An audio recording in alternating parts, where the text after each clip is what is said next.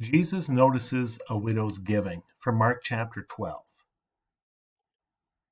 Jesus and his disciples were in the temple, and they were at the treasury. And while they were standing there along with other people, they saw people giving gifts into the temple treasury, a wonderful way to support the work of the Lord. They watched and they saw one individual give a large sum of money, and he put it in the temple treasury. Then came another individual, and he did the same thing and gave a large gift.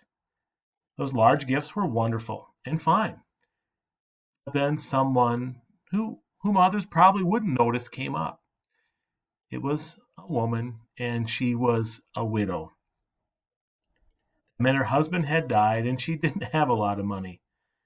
And Jesus and the disciples noticed her give 2 little copper pennies.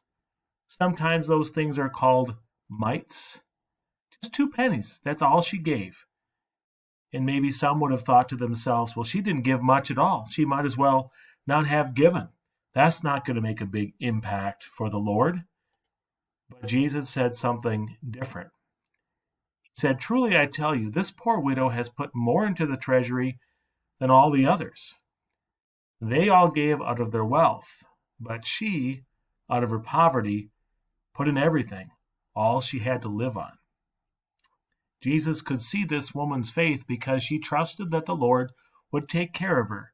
And she wanted to thank the Lord because she knew, apparently, that the Lord had promised to send the Messiah to give her everything she needed, eternal life and everything she needed for all eternity.